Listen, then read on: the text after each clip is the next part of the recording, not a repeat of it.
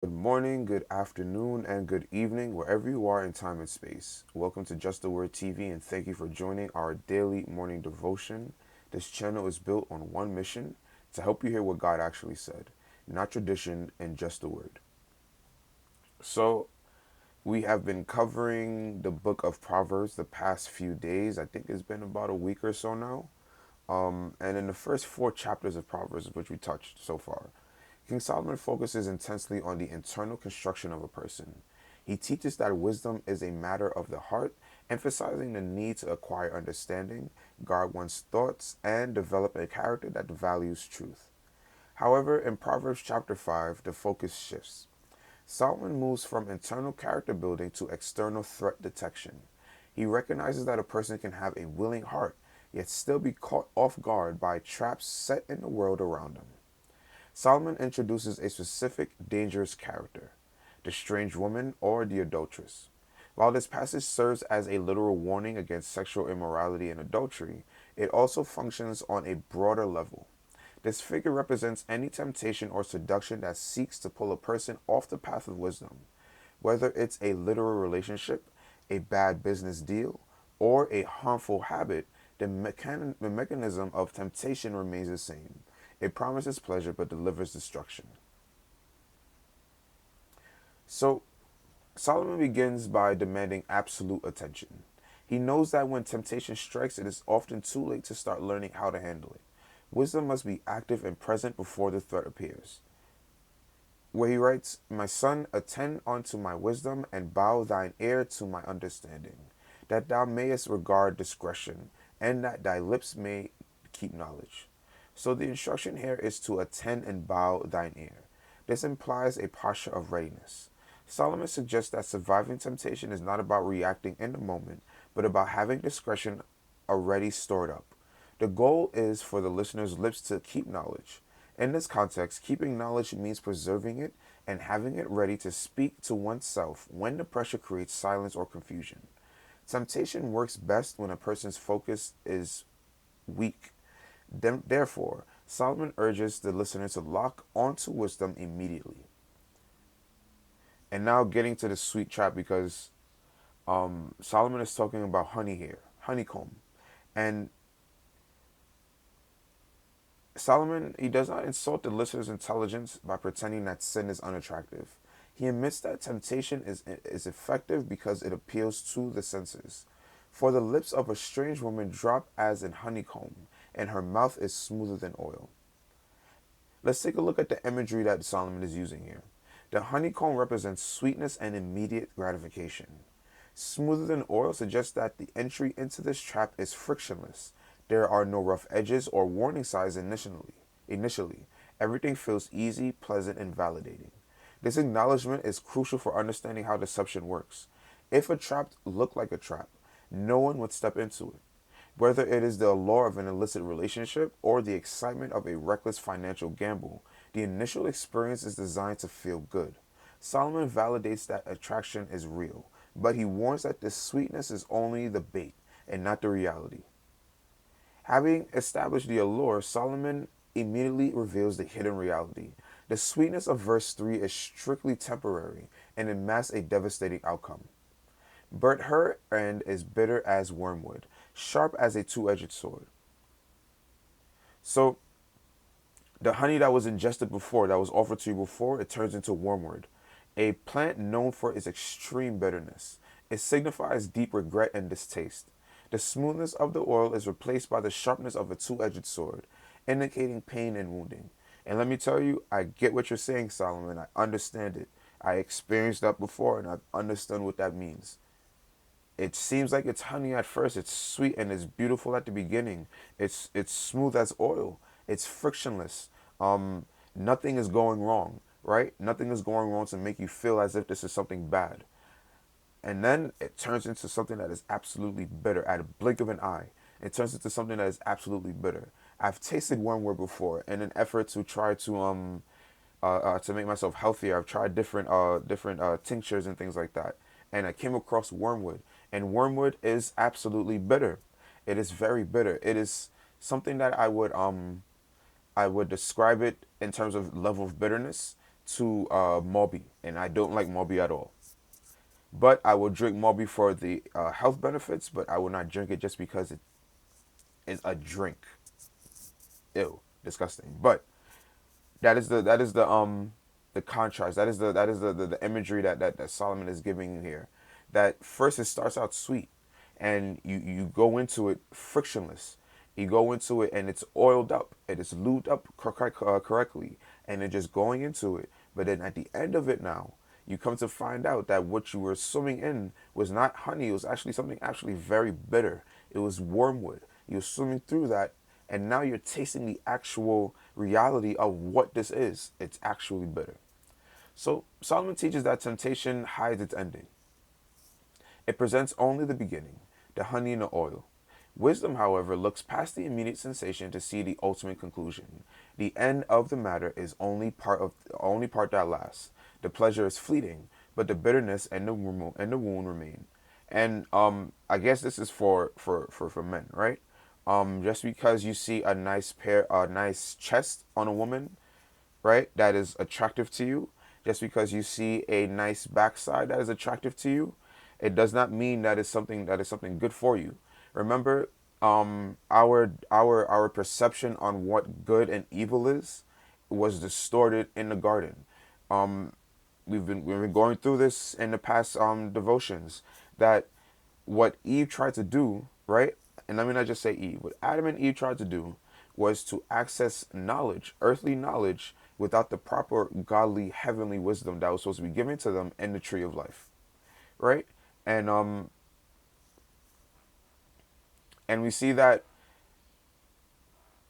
once, and that's the allure of trying to attain knowledge without wisdom. It seems like honey. It seems like it's good to eat. From your eyes, from your perspective, it seems like it's good to eat. But by the time you finish eating it, you're left naked. You're left feeling ashamed of yourself, and you're left thinking that you have no hope at the end of it all. But thank God, thank God for Jesus Christ. Thank God for the character of God. Thank God for reminding us of identity and reminding us of who we are. Now, the consequences of following this temptation are not just emotional regret, they are destructive to one's very existence. Her feet go down to death, her steps take hold on hell. So Solomon describes a trajectory that leads only in one direction, down. The phrase take hold on hell or Sheol signifies the grave and destruction. This applies to spiritual death, but often to the death of one's career, family, stability, and reputation. This connects back to the earlier themes in Proverbs regarding the path of life versus the path of death. There is no middle ground here. Following this specific temptation places a person on a conveyor belt towards ruin. And one of the most dangerous aspects of this kind of temptation is that it destroys a person's ability to think clearly. Lest thou shoulders lest thou shoulders ponder the path of life. Her ways are movable, that thou canst not know them. So when a person is entranced by the strange woman or a powerful addiction, they lose their spiritual bearings. Her ways are movable, meaning they are unstable, shifting, and unpredictable. The deceived person cannot ponder the path of life because they are kept in a state of confusion. Temptation thrives on this lack of clarity. It keeps the victim off balance, constantly reacting to new highs and lows, preventing them from stepping back to assess the reality of their situation. Wisdom offers a straight path, but temptation offers a wandering, shifting maze. Solomon pauses the description of the danger to offer a direct plea. He wants the listener to learn this lesson through instruction rather than painful experience. Hear me now, therefore, all ye children, and depart not from the words of my mouth. Remove thy way far from her, and come not nigh the door of her house. So the strategy Solomon proposes is incredibly practical. He does not tell the listener to be strong, to fight, or to debate with her. He tells them to create distance. The command is to remove that way far from her. And this is a geographical and logistical instruction. If you are not near the temptation, you cannot fall into it. He explicitly warns against even approaching the door of her house. Many people fail because they believe they can handle being close to the fire without being burned. They linger at the door, thinking they are safe as long as they do not go inside. Solomon argues that standing at the door is already a failure of wisdom. The only safety lies in staying completely away from the environment where the temptation lives. It makes me think about the fact of Jesus telling the disciples that the minute that you have lust for someone in your mind, you've already committed the sin. And this is basically saying the same thing. The minute that you think that you can handle being around the temptation is the minute that you've already fallen into the trap of it. You thinking you thinking that you can handle temptation is you moving into the trap as frictionless as with oil, right? You are moving in the trap and you're moving into it frictionless because you think that you can handle it. Please understand this. Temptation is meant to tempt, meaning that the more you are around it, the more that it's filling your thought patterns.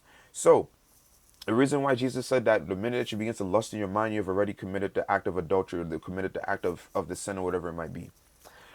You are constantly surrounded by lustful temptation, lustful influences, regardless of whatever it might be. Your mind is slowly but surely being consumed by lust because all you're going to think about in that particular time is lust, right? What do you think is going to happen? You're going to you're at the door you're at the door of the lust, right? You're not partaking of the lust, but you're at the door, you're close to it. What's stopping you from taking a step into it? Remember, the minute that you're even thinking about the lust, you've already committed the sin. All that's needed for you now is wait for that download of lust to completely take over your body, and now you're just walking and stepping and running through it like nobody's business. So the best way to fight temptation is to understand it for what it is, discern it, and run. Run away. So finally, Solomon details exactly what is lost when one ignores his advice. It is a calculation of assets, what you pay versus what you get. Lest thou give thine honor unto others, and thy years unto the cruel. Lest strangers be filled with thy wealth, and thy labors be in the house of a stranger. So the costs are heavy and comprehensive. First, you lose honor. The reputation built over a lifetime can be dismantled in a moment. Second, you lose time, which is signified by thy years. The time spent entangled in sin and the time spent recovering from its consequences is time stolen from a productive life. Solomon notes these years are given unto the cruel, implying that the object of temptation does not care about the victim's well being. Third, you lose resources. Strangers be filled with thy wealth. Whether through divorce settlements, blackmail, addiction costs, or bad business decisions born of folly, the wealth meant for one's own household ends up in the hands of strangers. The fruit of your hard work, thy labors, ends up benefiting somebody else. So, Solomon's teaching in Proverbs chapter 5 from verses 1 to 10 is a logical, clear-eyed assessment of cause and effect. He acknowledges that temptation starts with sweetness, signified by honey, and smoothness, signified by oil, which is why it is difficult to resist. However, he guarantees that the transaction ends in bitterness, which is akin to the taste of wormwood, and pain, which is signified by the double-edged sword. The deception blinds the victim, making the path unstable and confusing. Therefore, the only viable solution, is not willpower but distance. By staying far away from the door of temptation, a person preserves their life. The warning is severe because the costs are total: a loss of honor, time, money, and strength. Wisdom is the ability to see the bitter end while looking at the sweet beginning and choosing to walk the other way. So, this chapter seems to be introducing us and letting us know the character traits of the adulterous woman. And you might be thinking, well, why are we learning about these character traits? We're supposed to be focusing on the character traits of God, right? But this is important for us to understand, important for us to gain in our knowledge base, right? It's important for us to gain the wisdom about the knowledge of the adulterous woman, how to handle them, because of the fact that uh there you will the adulterous woman, and it's amazing that after building up our character from the internal inside and telling us what wisdom looks like and personifying, that he moves right into the adulterous woman. And what Solomon is trying to save you from is trying to give you is discernment. Understand that at the beginning there is a sweetness that is involved, right? Understand that it feels great. It feels awesome. It feels like nothing can ever end. But like Solomon also tells us in Ecclesiastes, nothing is new under the sun, right? Everything is fleeting. That sweet beginning, that honeycomb feeling at the beginning, will only turn into something bitter. After that sweet honeymoon type of phase, the reality of the wormwood bitterness comes in. You start to see this person for who they are. They're not actually the honey that you've been eating this entire time, but this bitter, uh, uh, bitter, nasty reality punching in the face type of wormwood tincture that is bringing you to a sense of understanding now. And when you come to that sense of understanding, or you begin to see exactly who this person is, it's too late. You're stuck in the trap. Now you might have kids, right? You might have gotten married, so now there's a long divorce process that you have to go through, all because you decided to lead with your taste buds, right? You started to lead with your taste buds, and you allowed your taste buds to trick you. For men, you allowed your little head to lead instead of allowing your big head to take action and to discern what is going on here. What Solomon is giving us is the ability to look past the sweetness, look past what usually attracts you, and look at the person on the inside, because that is where the wormwood is located. That is where the true bitterness, that is where the reality of that person, that is where it's located. And that's where you can see their character. So, again, it seems like character is the most important thing here that we're building. And this adulterous woman seems she does not have any character. Everything is focused on a external trap. It is focused on the physical senses, trapping your eyes, trapping your ears, your sense of feeling and touch, right? All meant to trick, and that's being done through the honey. But then once you wake up in your reality, you taste the bitterness of that wormwood, you begin to see and begin to understand. But the whole point is to see the entire trap for what it is, right? For example, and this is just an example. She's shaking up herself like that in front of me every time she walks. And, I go to a church event, she walks and she's just shaking up herself in front of me. Looks absolutely amazing. The honey looks sweet. Seems like it giving me a frictionless access to said honey. But if you take a step back and you allow the effects of attraction to kind of wear off for a little bit, and you begin to see how the person begins to move character wise, right? You get to see their actions, how they're dealing with people. While the outside is full of sweetness and access to it is currently frictionless for Justin, I understand if Justin were to access said sweetness, Justin would end up losing everything that he's developed within himself. Because what I see is a trap to ensnare me into whatever it might be, or to get me to just put my hand in. And once you decide that you're gonna put your hand in, once you decide that you're just gonna just move along and just allow things to flow because it's so frictionless, you're trapped. You're done. So all that to say that I hope that you're able to get a new perspective on what an adulterous woman looks like. And this is not just for adulterous women, also an adulterous man as well. Okay? Um the same character traits that were described for an adulterous woman in this passage that we're looking at can be applied to men as well, right? So women, watch out for the adulterous men. Watch out for the adulterous man. Watch out for the adulterous man who seems sweet as honey and allows frictionless access, because the same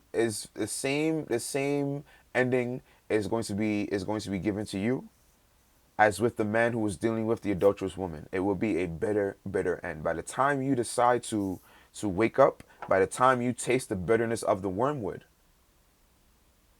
it'll be too late. So, until next time, everyone, stay grounded, stay humbled, and above all else, stay aligned with just the word. Thank you.